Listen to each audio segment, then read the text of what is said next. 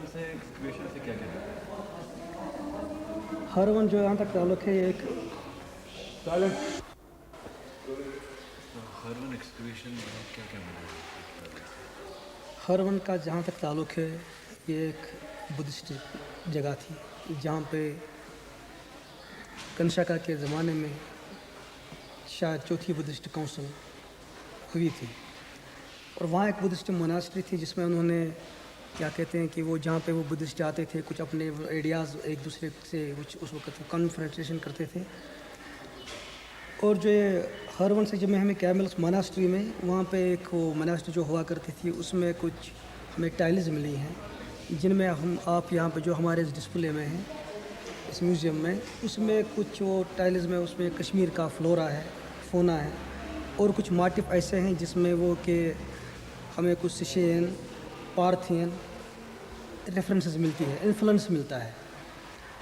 और ये हर एक टाइल में अपना एक उस वक़्त का एक नंबर हुआ करता था जिसे खुरिस्टी न्यूमेरिकल कहते हैं, उसमें उन टाइलों का नंबरिंग दी हुई है।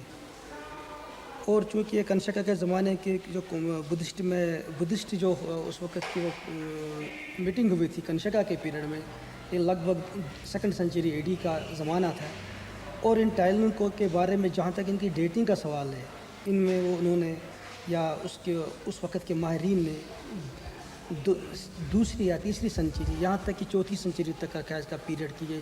This should belong from 2nd to 4th century. तो इसकी कार्बन डेटिंग अभी तक हुई है क्या? कार्बन डेटिंग यहाँ अभी तक नहीं हुई है, लेकिन जो माहिरीन यहाँ आए हैं, जो यहाँ पे इस बारे में जिन्होंने काम किया है, उन माहिरीन का एक उस वक़्त एक असम्बलेंस हुआ था किसी जगह पे, जिन्होंने इसकी डेटिंग के बारे में लिखा है कि ये इस पीरियड की टाइल्स है। और क्योंकि उनको एक रूज अपने एक मुकाम था अपने इस डेटिंग के बारे में कि हम इसका डेटिंग दे सकते नहीं, अपना एक मुकाम उनका था जिस पे ज़रिए उनके एक महारत ने उनको ये डेट देने पे इसमें काफ़ी मदद की। तो कार्बन डेटिंग नहीं है? कार्बन डेटिंग यहाँ पे भी नहीं हुई है, उसके लिए बहुत से कुछ प्रोग्राम्स की ज़रूरत है, बहुत से फैसिलिटीज़ की ज़रूरत है जो इस वक्त हमारे पास यहाँ नहीं है। उसके लिए लगभग वो हिंदुस्तान में के किसी म्यूज़ियम में भी नहीं है।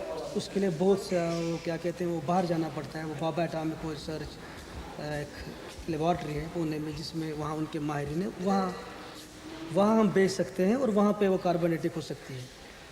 तो इनकी प्रिजर्वेशन के लिए क्या करते हैं आप टाइल्स की?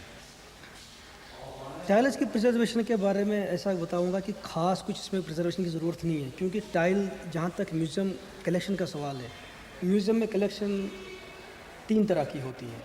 एक को हम कहते हैं कि ये ऑर्गेनिक मटेरियल की है, दूसरी कलेक्शन होती है इनऑर्गेनिक, तीसरी कंपोजिट वन जिसको हम कहते हैं मिली जुली, दोनों की, ऑर्गेनिक भी और इनऑर्गेनिक। जहाँ तक टाइल्स का सवाल है, ये इनऑर्गेनिक मटेरियल में आता है और इसलिए इसमें हमें ख़ास उतना प्रिजर्वेशन का ख्याल नहीं करना पड़ता है जितना प्रिजर्वेशन हम अपने म्यूज़ियम के नेचुरल हिस्ट्री सेक्शन में करना पड़ेगा, या जितना भी हमें वो मैनस्क्रिप्ट के बारे में खासकर उसमें लाइटिंग आती है, लाइट कितना चाहिए, हीट कितनी होनी चाहिए, ह्यूमिडिटी क्या होनी चाहिए, इसमें उतना वो इसमें लगभग अनलिमिटेड है, क्योंकि ये एक वो चीज़ है जो जल्दी इफ़ेक्ट नहीं होती है। फिर भी इसका प्रिजर्वेटिव यहाँ पे ये है, रोज़ाना इसको फ्रीक्वेंटली सफाई करनी पड़ती है, शोकेस साफ़ रखने पड़ते हैं। और जहाँ तक कभी ऐसा वैसा देखने में नहीं आया है, अभी कोई टाइल ख़राब नहीं हुई है, बिल्कुल ठीक चल रही हैं। अगर कभी ऐसा लगेगा तो कुछ हल्का फुल्का ट्रीटमेंट हम दे सकते हैं। तो हर वन से जितना भी कुछ एक्सकवेट हुआ है, क्या वो सिर्फ यहीं पर है, कहीं और है? इसके बारे में तो मैं इतना बता सकता हूँ कि हर वन से जो हमें मिला है टाइल्स, वो यहीं पे है। और जहाँ तक हमारी रेफरेंस का कुछ सवाल है, ये अब अपनी एक मिसाल आप है यहाँ पे है, शायद ये किसी और जगह नहीं मिल पाएगा।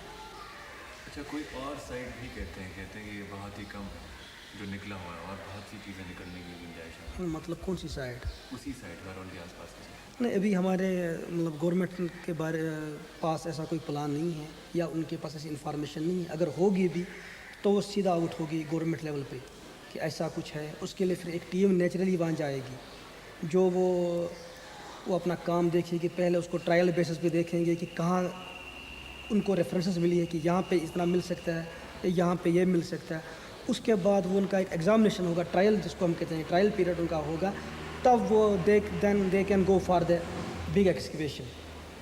अभी अभी ऐसा कुछ सुनने में नहीं आया है।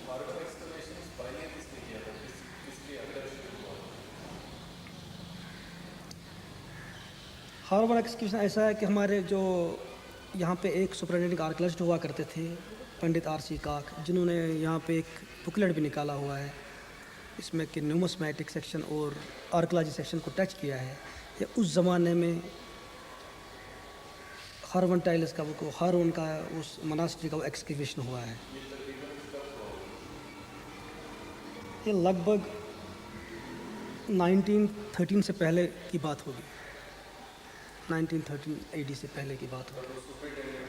सुपरिटेंडेंट आर्कियोलॉजिस्ट हुआ करते थे जिनके पास इस म्यूज़ियम का कंट्रोल उस वक्त हुआ करता था।